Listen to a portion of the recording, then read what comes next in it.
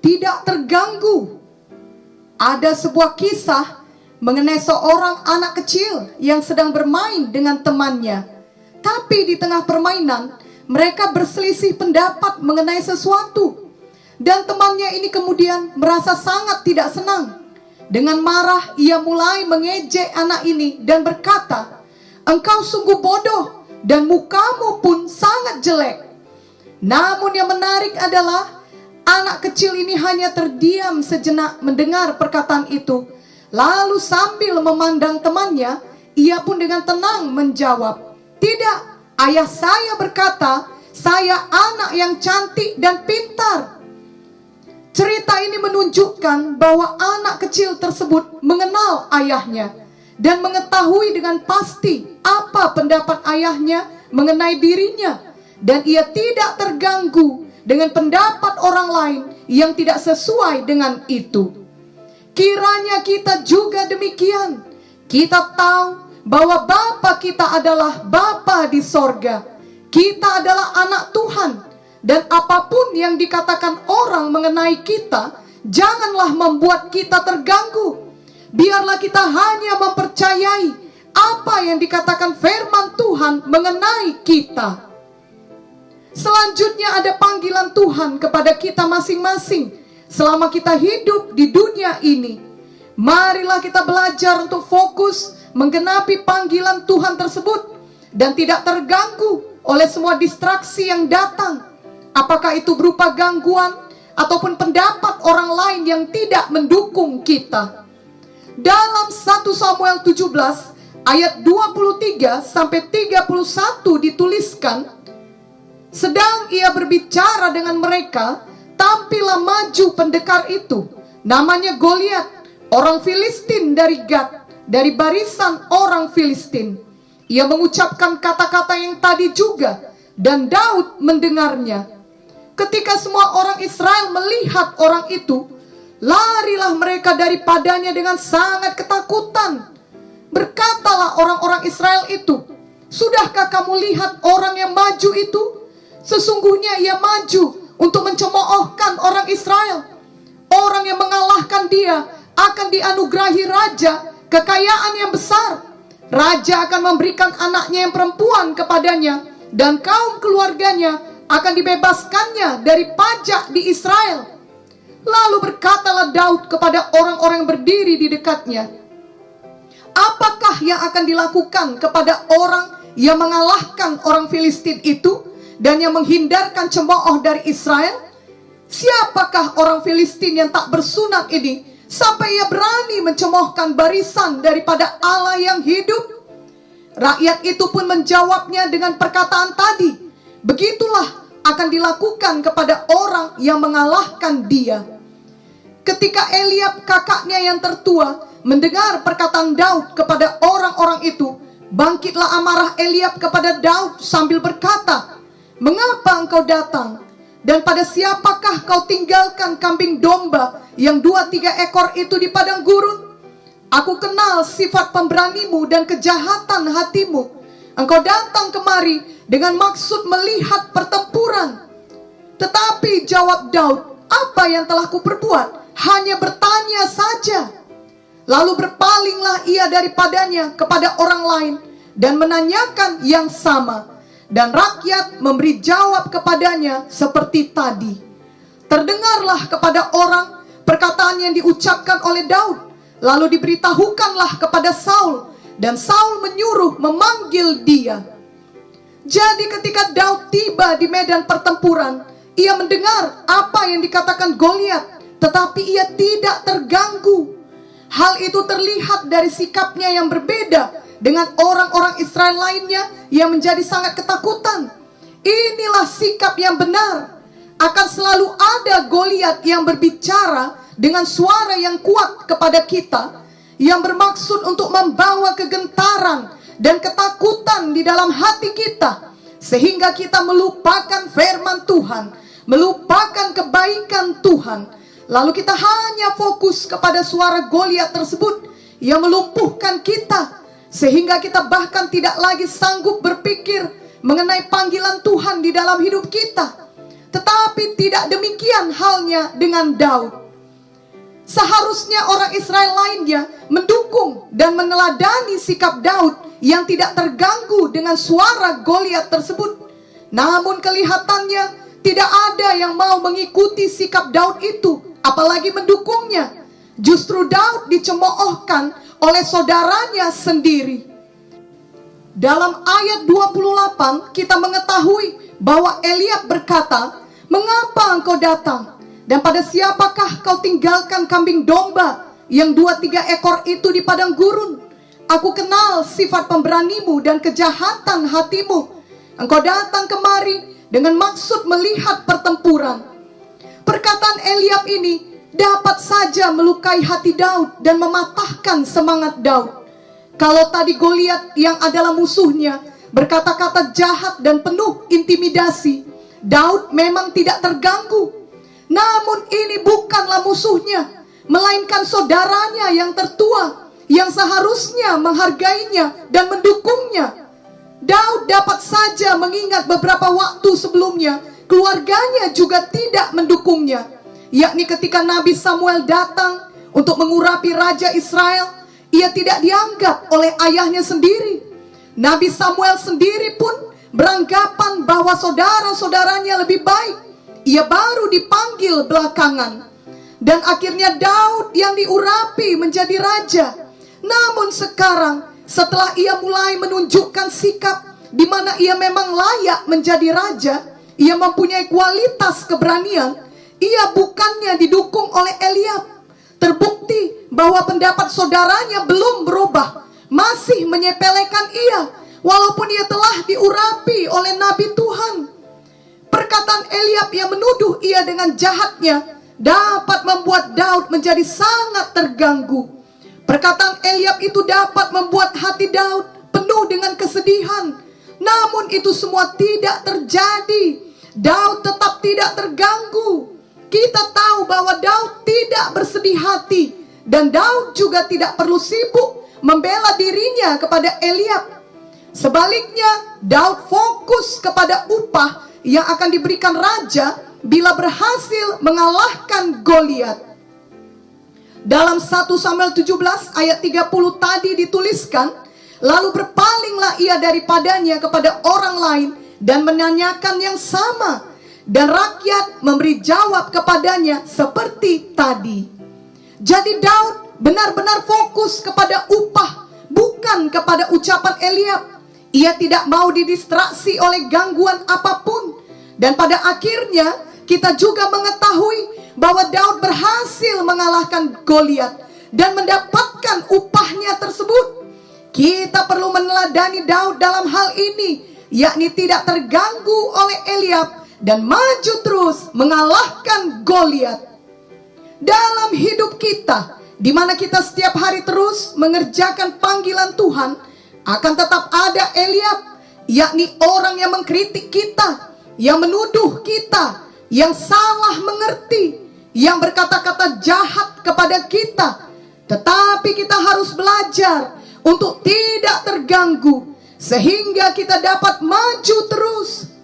Salah satu caranya adalah dengan tetap fokus kepada upah yang kekal yang menanti kita.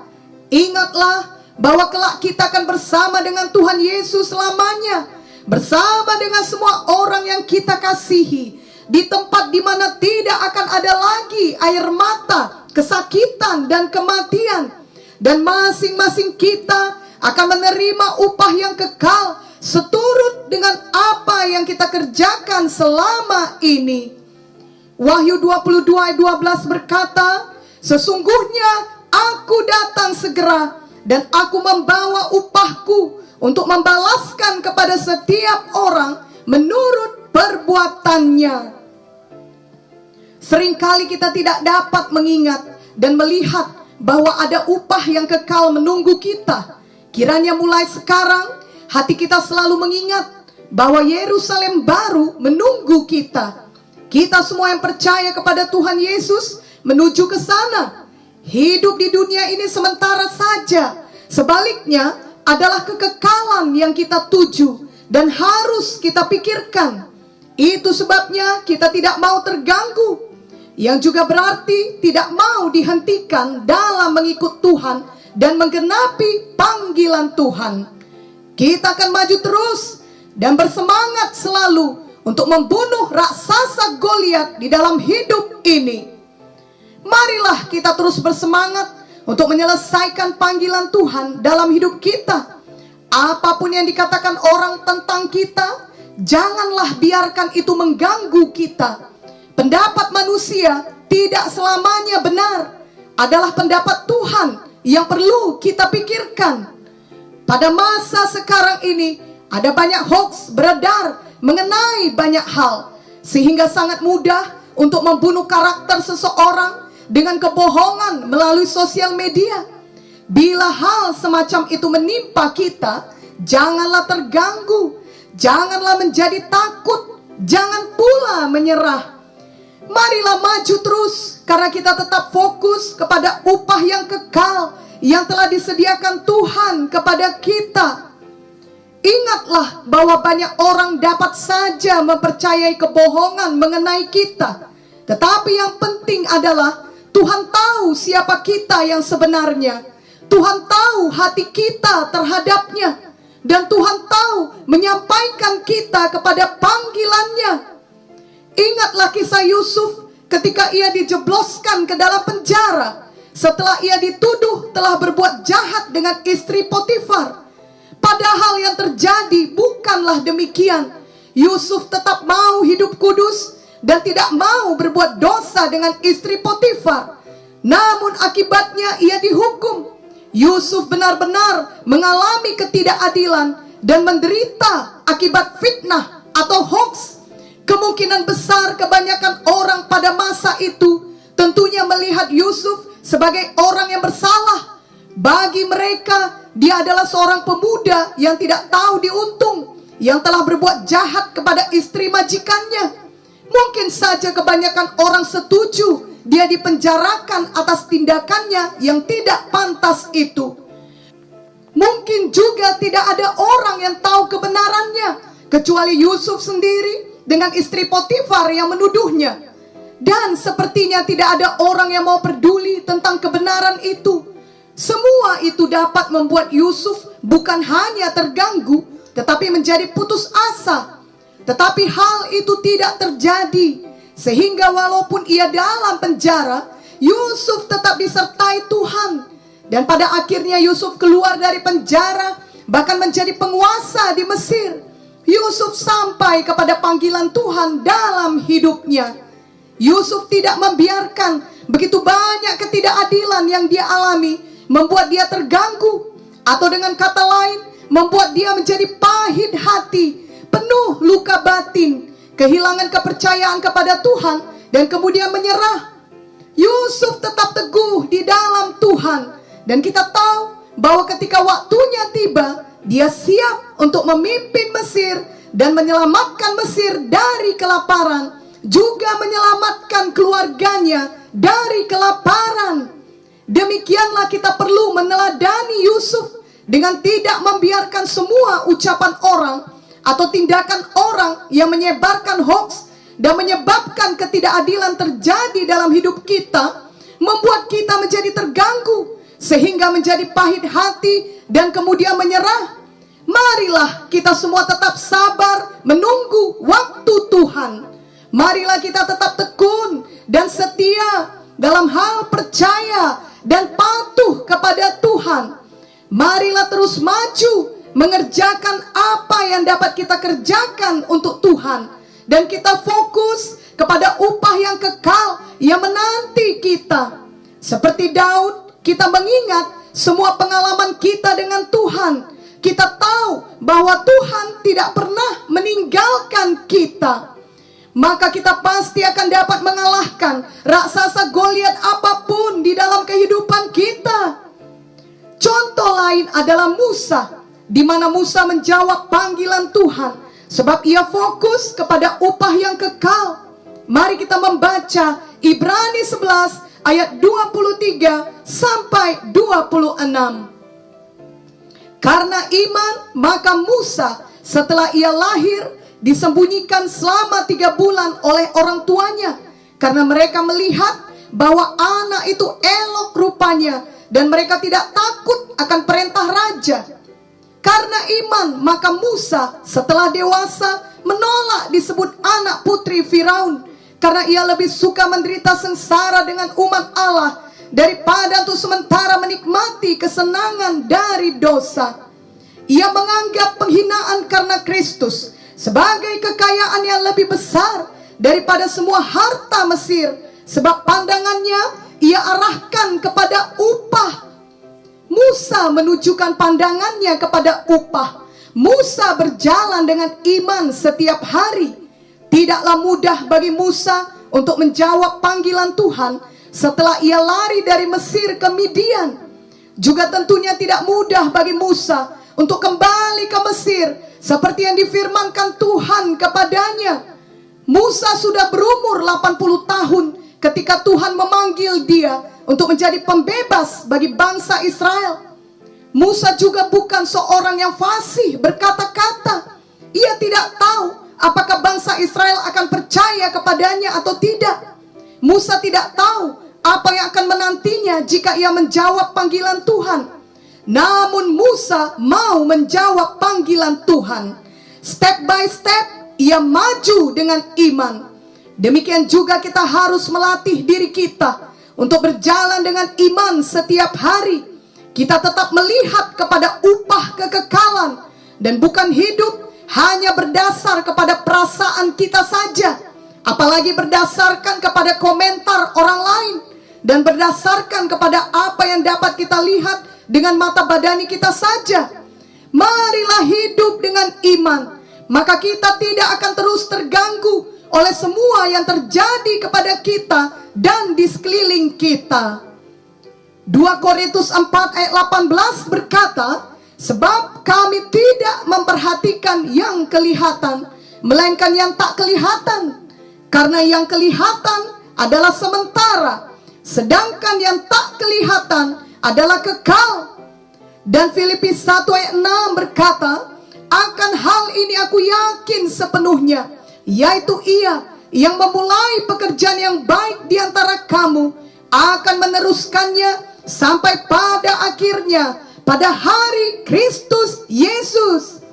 Dengan kasih karunia Tuhan dan dengan kuasa Roh Kudus di dalam kita, biarlah kita dimampukan untuk selalu melihat upah yang kekal, tidak dapat dihentikan oleh semua gangguan yang terjadi, tetapi kita sampai pada garis akhir yang disiapkan Tuhan kepada kita. Amin.